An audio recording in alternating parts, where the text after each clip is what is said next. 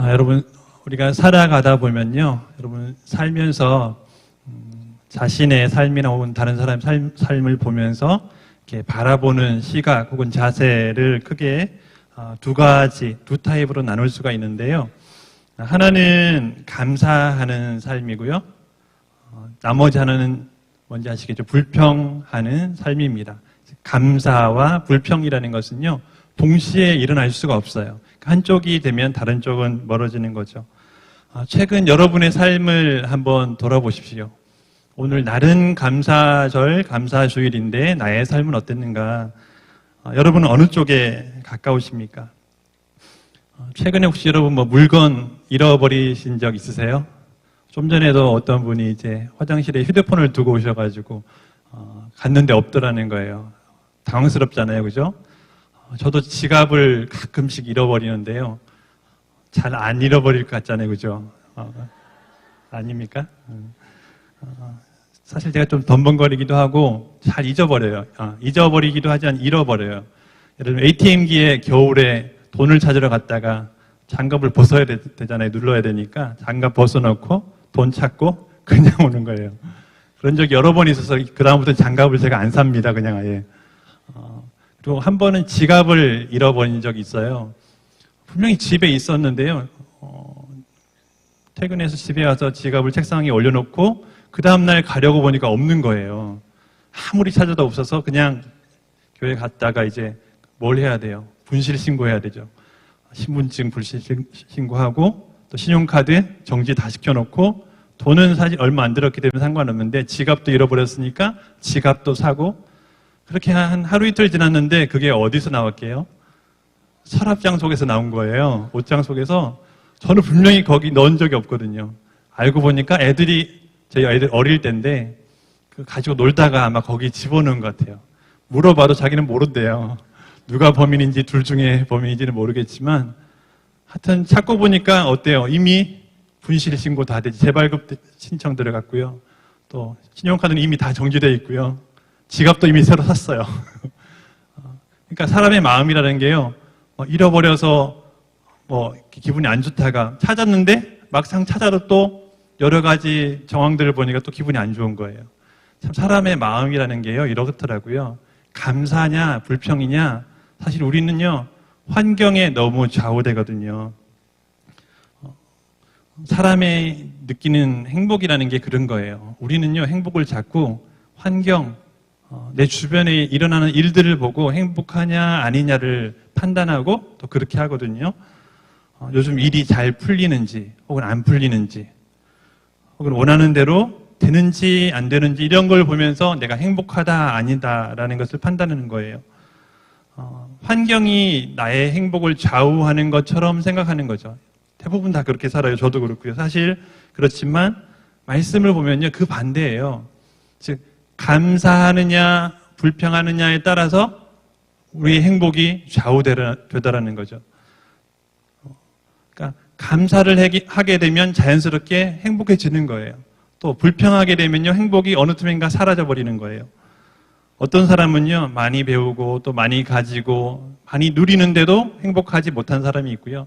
또 어떤 사람은 우리가 보기에는 가진 것 없거나 혹은 많은 것을 잃어버렸는데도 여전히 행복한 사람이 있더라는 거예요. 그게 바로 감사의 차이인데요. 오늘 시편 100편을 보시면 그 앞에 감사의 시라고 표제가 되어 있습니다.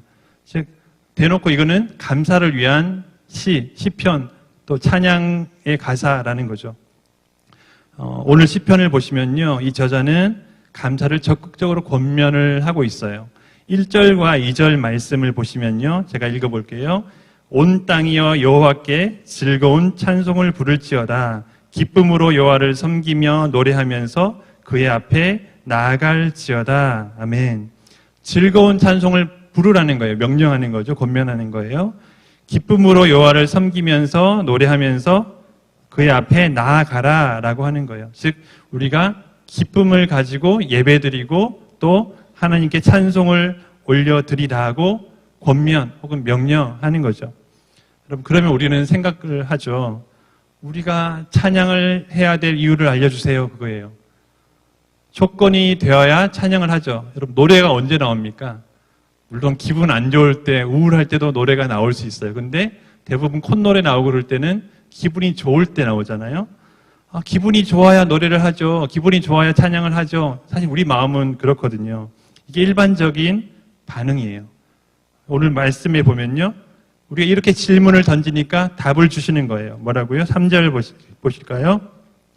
3절 다 함께 읽어보겠습니다. 시작. 여호와가 우리 하나님이신 줄 너희는 알지어다. 그는 우리를 지으시니요 우리는 그의 것이니 그의 백성이요 그의 기르시는 양이로다. 아멘. 여호와가 우리 하나님이신데 여러분 다른 이유가 필요합니까? 여기 보면 그의 기르시는 양이라는 건 뭐예요? 우리가 그의 기르시는 양이면 그분은 우리의 목자라는 거잖아요. 여호와가 나의 목자이신데 여러분 뭐가 더 필요합니까? 시편 23편에 다윗이 뭐라고 찬양합니까? 여호와는 나의 목자시니 내게 부족함이 없으리로다 했습니다. 같은 말이에요. 하나님이 나의 목자가 되시고 하나님이 여호와가 나의 하나님이 되시면 내게 부족한 게 뭐가 있냐는 거예요. 이것만 해도 찬양할 이유, 기뻐할 이유가 충분하지 않냐라고 오늘 시편 기자가 말씀하고 있는 것입니다. 여러분 하나님만으로 만족하고 또 하나님만으로 감사할 수 있는 여러분 되시길 간절히 바랍니다. 4절을 보시면요 또 권면하는 거예요. 반복이에요. 이렇게 시편 시가 반복되면서 우리가 1절, 2절 부르듯이 4절을 보시면요 감사함으로 그의 문에 들어가며 찬송함으로 그의 궁정에 들어가서 그에게 감사하며 그의 이름을 송축할지어다. 시편은요 이 반복이 되게 많아요. 이렇게 반복이라는 것은 강조하려는 거거든요. 4절을 보시면 감사, 찬송, 감사, 송축 반복이에요. 감사하면 찬송하고 감사하면 송축하고 그러니까 감사가 있을 때 찬송이 나오는 거고 예배가 있는 거거든요. 그러면 또 우리 마음에 질문이 이렇게 오죠. 조건이 되어야 감사를 하고 조건이 되어야 찬양을 하죠. 그러면 또 답이 나오겠죠. 그 뒤에 5절 말씀 함께 읽어볼까요? 시작.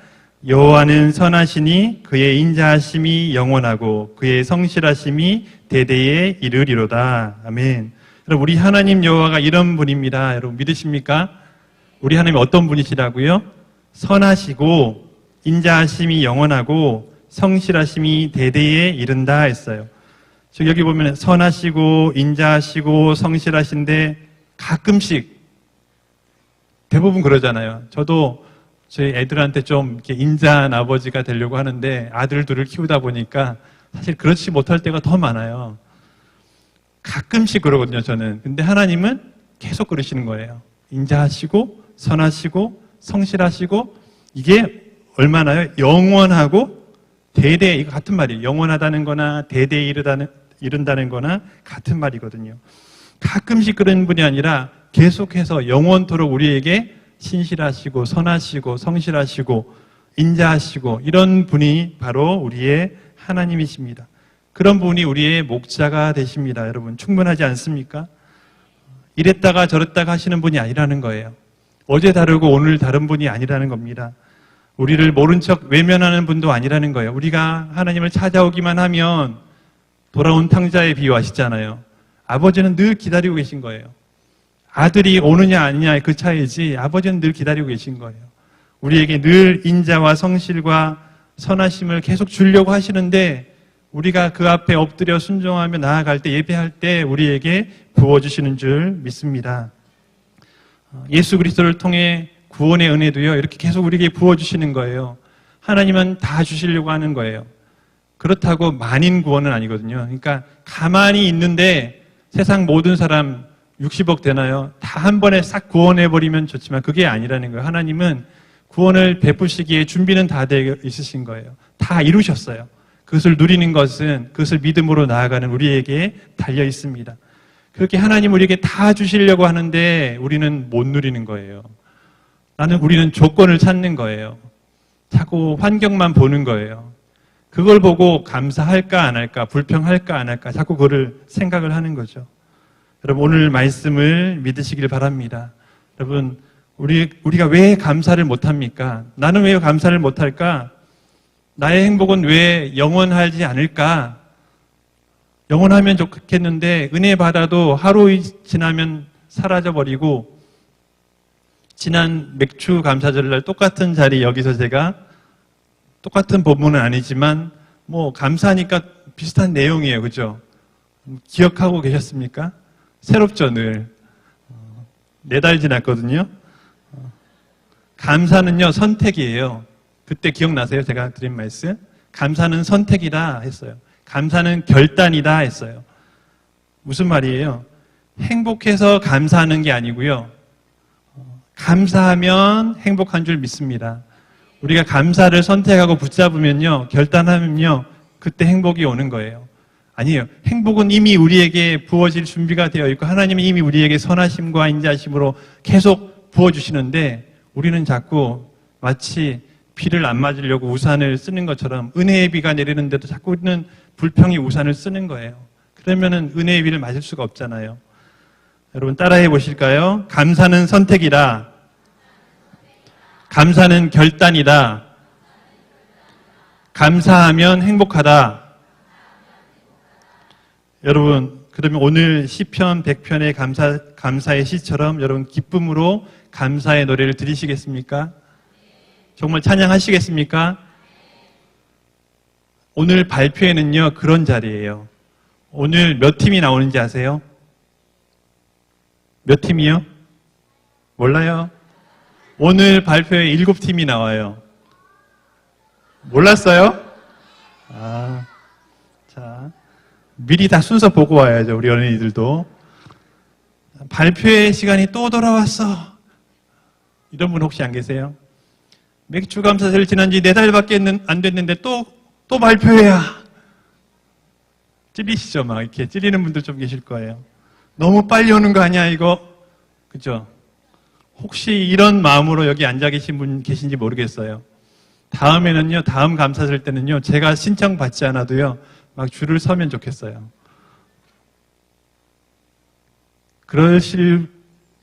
그렇게 기대해도 되겠습니까? 좋아요. 어린아이와 같은 믿음 좋습니다. 무대에 올라가는 분이나 혹은 자리에 앉아 계신 분이나요, 오늘 이 시편 100편 감사의 시처럼 정말 함께 한 마음으로 발표하는 분들 어떻게 발표하나 지켜보지만 마시고요. 나도 함께 찬양의 가사가 나오면요, 함께 찬양하시고요. 또 발표하는 분들 보시면서 채점만 하지 마시고 실수하는 것만 보지 마시고 나는 어떻게 저기 올라가면 무슨 찬양을 드릴 수 있을까? 이렇게 마음으로 감사하고 기쁨을 노래할 수 있는 여러분 되시길 간절히 바랍니다. 그게 바로 오늘 시편 100편이에요. 오늘 시편 100편 짧은 시지만요, 감사를 노래하는 훨씬 더 긴 시편들도 있어요. 근데 오늘 축약해서 감사의 시는 이런 거다라는 것을 우리에게 보여주고 있는데요. 이런 기쁨과 감사의 노래를 하는 여러분 되시기를 간절히 바랍니다. 그렇게 감사를 올려드릴 때 우리 가운데 행복이 회복되고 하나님의 축복이 우리 가운데 넘치는 줄 믿습니다. 오늘 발표회 가운데 또 오늘 예배 가운데 그런 은혜가 넘치기를 예수님의 이름으로 축원합니다.